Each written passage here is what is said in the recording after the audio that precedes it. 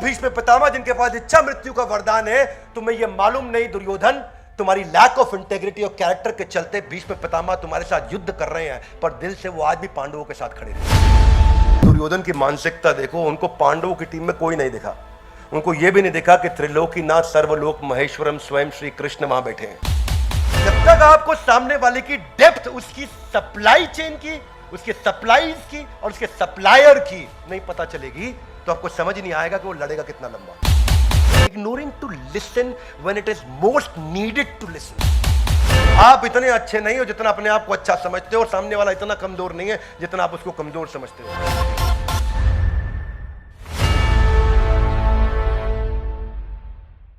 ग्रंथराज श्रीमद् भगवद गीता की तो स्वागत है आपका आज के इस नए वीडियो में भगवद गीता का पहले अध्याय का 10वां श्लोक। तो क्या श्लोक है, आप मेरे पीछे दोहराएंगे। अपर्याप्तम तदस्माकम बलम भीष्माभिरक्षितम पर्याप्तम त्विदमेतेषां बलम भीमाभिरक्षितम। क्या कहते हैं यहां पे? दुर्योधन कह रहे हैं अपर्याप्तम, मेरी जो सेना की ताकत है वो क्या है? अनलिमिटेड।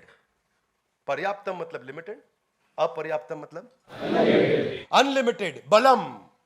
और क्यों मैं अपर्याप्तम अनलिमिटेड स्ट्रेंथ के साथ आया हूं? दुर्योधन हूं मैं।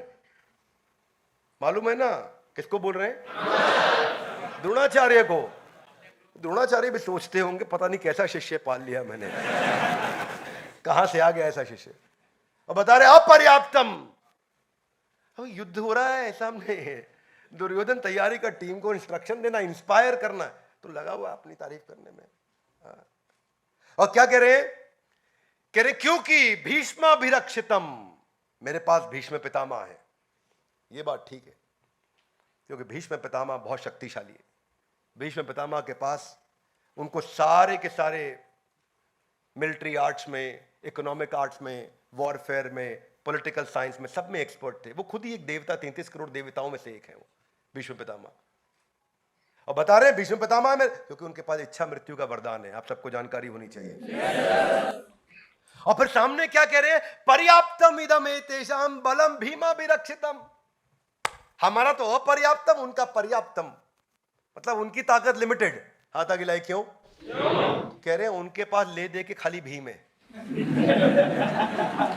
दुर्योधन क्या बोल रहे हैं? उनके पास ले दे के खाली भीम है। हमारी टीम तो इतनी बड़ी, पीछे हम पिछले वीडियो में चर्चा कर चुके हैं, और इनकी टीम में देखो कोई है ही नहीं, भीम है खाली।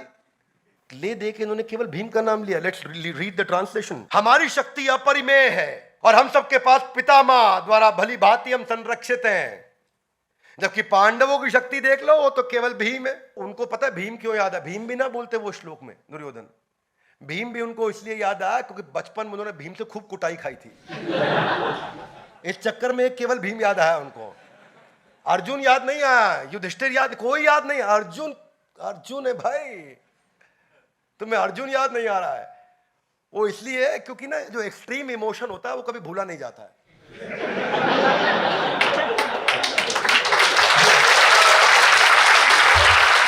अब वो बचपन में जो जो हाल भीम करते थे, उधर उठा पटक, उधर उठा पटक, हर खेल में वो जो अपने खेल खेलते थे, कुश्ती कराते थे उनको, उसमें भी भीम मौका ढूंढते थे कि इसको उठा के पटकू में दुर्योधन को। उस चक्कर में उसको कोई याद नहीं रहा। आप सबको याद है अमेरिका में ट्विन टावर में जो अटैक किया, कौन से साल में किया? 9/11। मुंबई में कब किया? 26/11। क्यों? एक्सट्रीम इमोशन है, याद रहता है। इंडिया श्रीलंका से वर्ल्ड कप क्रिकेट दूसरी बार जो फाइनल में वर्ल्ड कप जीता, कौन से साल में जीता? पहली बार कब जीता? 83। हाथ आगे लाइए। एक्सट्रीम इमोशन, एक्सट्रीम इमोशन याद रहता है। अब ये भाई साहब परसों रात को क्या खाना खाया इनको याद नहीं, किसी को याद नहीं। लेकिन आज से 10 साल पुराना, 20 साल पुराना इंसिडेंट आपको याद है। 26/11, 9/11। क्या मेरी बात समझ आ रही है? परसों आपने क्या कपड़ा पहना आपको याद नहीं, लेकिन 12 साल 20 साल पुराना इंसिडेंट किसी ने आपकी बेइज्जती करी होगी तो हर एक को याद होगा। Yes no? वही भगवद गीता में आ गया। आज वही दुर्योधन का हाल दिख रहा है। मैं भी सोच रहा था कि दुर्योधन की मानसिकता देखो, उनको पांडवों की टीम में कोई नहीं दिखा, उनको यह भी नहीं दिखा कि त्रिलोकीनाथ सर्वलोक महेश्वरम स्वयं श्री कृष्ण वहां बैठे हैं, उनको वो भी नहीं दिख रहा है। उसको खाली भीष्म पितामह अपनी साइड से दिख रहे हैं, हल्के में ले रहे हो। That's the problem with Duryodhan मानसिकता। ये जो है ना, इसको बोलते हैं playing my favourite trap, centre stage trap बोलते हैं, सेंटर स्टेज ट्रैप। ये पता है क्या ऐसे होता है सेंटर स्टेज ट्रैप? ये ऐसे होता है कि जैसे सरपंच है, सरपंच गांव में होता नहीं होता, सरपंच को 4 लोग माला ज्यादा पहना देते हैं तो उसके मन में ऐसा आ जाए कि अब तो मैं प्रधानमंत्री को हराऊंगा इलेक्शन में। तो दुर्योधन का ऐसा ही हाल था, है कि नहीं? और उनको लगा प्रधानमंत्री कोई है नहीं, खाली भीम है वहां। इसको बस भीष्म पितामह की तरफ देख के इशारे में बोल भी दिया, भीम को निपटा दो, बाकी सबको मैं देख लूंगा। आज भी उसको भीम का डर है, उसको पता है इसको नहीं छेड़ पाऊंगा मैं। इसीलिए कोई आदमी घबराहट में एक ही का नाम लिया ना, टेंशन में नाम एक ही का निकला, किसी और का निकल नहीं रहा नाम। This is called Waterloo trap and this is how we miss out. ये क्या इमोशन पे चल रहा है, वो मिस्ड आउट, इतना ऑक्यूपाइड है वो अपने ग्लोरिफिकेशन में कि कंपटीशन को एसेस नहीं कर पा रहा। उसको ये समझ नहीं आया कि जो भीष्म पितामह जिनके पास इच्छा मृत्यु का वरदान है, तुम्हें ये मालूम नहीं दुर्योधन, तुम्हारी लैक ऑफ इंटेग्रिटी और कैरेक्टर के चलते भीष्म पितामह तुम्हारे साथ युद्ध कर रहे हैं, पर दिल से वो आज भी पांडवों के साथ खड़े थे। वो चाहते ही नहीं थे कभी पांडव हारे, वो चाहते थे पांडव जीते। अंदर से भीष्म पितामह हमेशा चाहते थे पांडव जीते हैं, कृष्ण को प्रणाम करते थे वो। तो ये कंपटीशन एनालिसिस करना ना कर पाना कि कंपटीशन इतने दिन में, उसको क्या लगा दुर्योधन को, हम लोग राज्य में, हम लोग सत्ता में, हम लोग पावर है, हम एस्टैब्लिशमेंट है, ये एंटी एस्टैब्लिशमेंट है, ये इनके पास पावर है नहीं, ये बहुत दिनों से वनवास के बाद आ रहे हैं लौट करके, अज्ञातवास के बाद आ रहे हैं लौट के, इनके पास क्या है? ना सेना थी, ना ताकत था, ना धन था, ना ऐश्वर्य था, ना कुछ था। ये 5 पांडव जंगल से घूमते फिरते आके थोड़ी बहुत टीम बना के खड़े हो गए, केवल भीम है। दुर्योधन ये समझ नहीं पाया कि इतने दिन में ये कितने स्ट्रैटेजिक अलायंस करके आए हैं। वो समझ नहीं पाया कि इतने दिन में ये कितने राज्यों के साथ पार्टनरशिप करके आए हैं।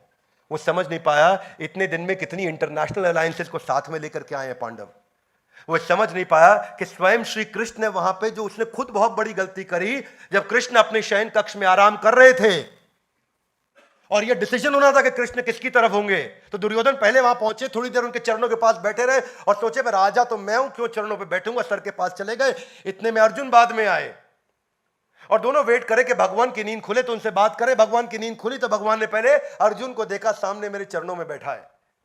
दुर्योधन ने कहा पहले मैं आया हूं, बात पहले मैं करूंगा। बोले आप पहले आए हो, लेकिन अहंकार के चलते आप आके मेरे सर के पीछे बैठ गए, वो मेरे चरणों में बैठा है, तो पहले बात करने का अवसर अर्जुन को दिया जाएगा। अर्जुन बताओ तुम्हें क्या चाहिए?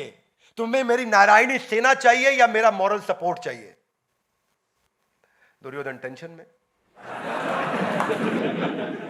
वो बहुत टेंशन में, ये नारायणी सेना ले गया तो मेरा गेम ओवर ना हो जाए। ले दे के पांडवों के पास तो कृष्ण की सेना आनी थी और कुछ था नहीं। उसका कंपटीशन एनालिसिस इतना कमजोर।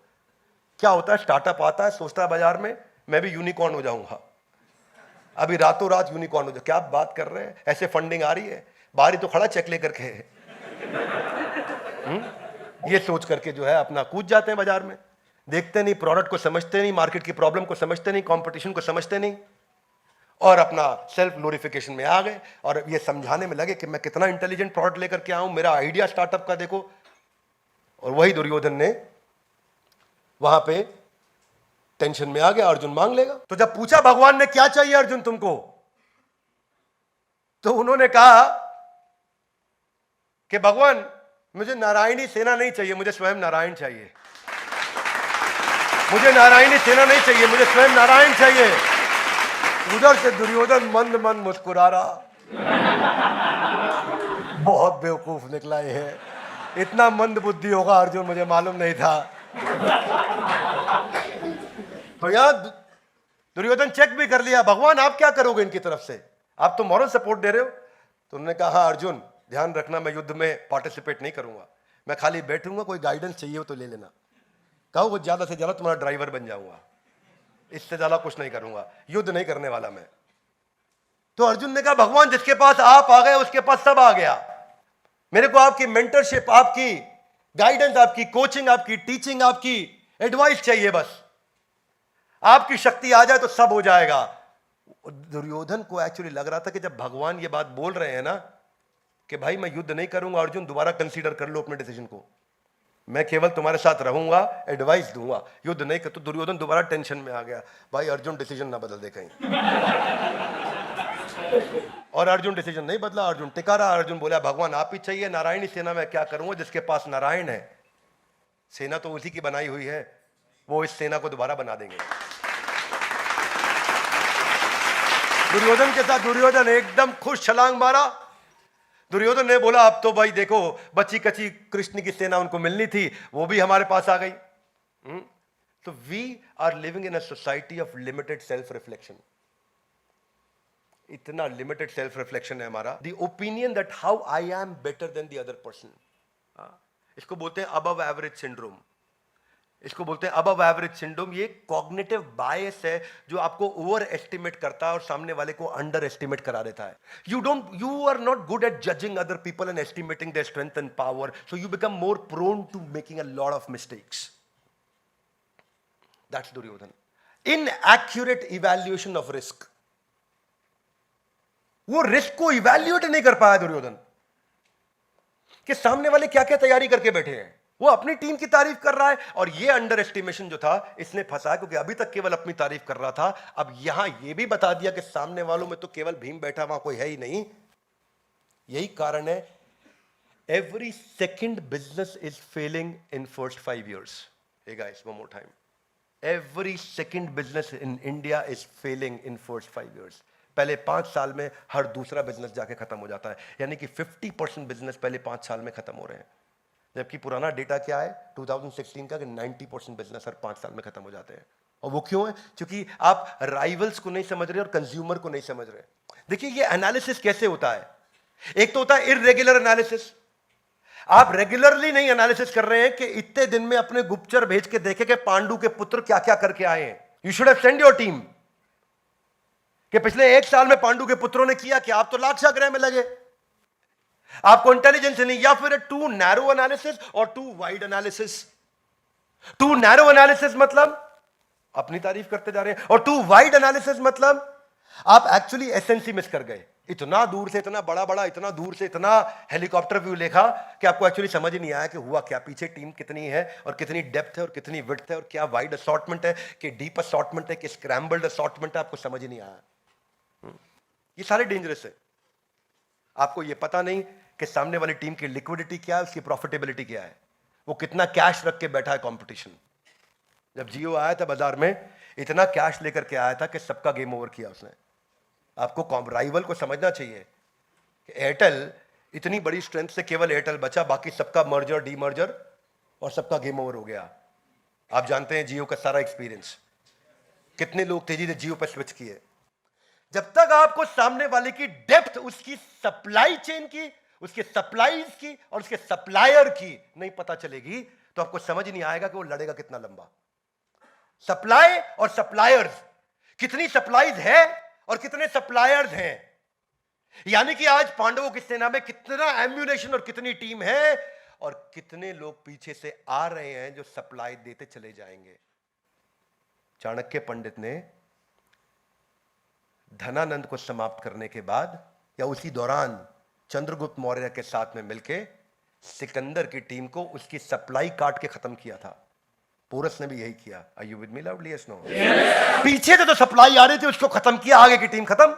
योगेंद्र सिंह यादव जी के साथ एक वीडियो 15 अगस्त को दिया हमने, और उसमें उन्होंने क्या बताया कि 21 घंटा लगता था मुझको पीछे बैकपैक लेकर के चढ़ने में, जाकर के कारगिल के युद्ध में, और हम 4 लोग जाते थे ताकि एम्यूनेशन और खाने का सामान ऊपर पहुंचाए। वो थी उनकी सप्लाई। और हमेशा कंपटीशन देखता है कि सप्लायर और सप्लाईज को खत्म कर दो, इसका गेम ओवर हो जाएगा। यहां दुर्योधन लगा हुआ था कि मुझको हल्के में ले रहे हो आप। दुर्योधन बिल्कुल भटका हुआ था। वो समझ नहीं पा रहा था। ब्लॉकबस्टर, ये वो कंपनी थी 1985 से 2010 में जाके बैंकरप्ट हुई। मैसिव बिजनेस, वीडियो गेम और होम मूवी रेंटल्स के अंदर सबसे बड़ा जायंट था दुनिया का। आपकी जानकारी के लिए 85,000 एम्प्लॉय थे, 10,000 आउटलेट पे काम किया करते थे ब्लॉकबस्टर में। इतनी बड़ी ऑर्गेनाइजेशन थी ब्लॉकबस्टर। मूवी देखनी होती थी पहले, डीवीडी मिलती थी आपको, कैसेट मिलती थी, वीसीआर कैसेट लगाते थे, याद है आपको? टर्मिनेटर मूवी घर पे ला करके देखा करते थे हम, enter the dragon, English movie India में नई नई लोगों ने देखनी शुरू करी थी उस समय। तो ब्लॉकबस्टर, इसके इसके 10,000 स्टोर थे दुनिया भर के अंदर, 2004 में बता रहा हूं मैं आपको, अपने पीक के समय में। पर जो ट्रांजिशन डिजिटल मॉडल की तरफ चल रहा था वो नेटफ्लिक्स लेके आ रहा था।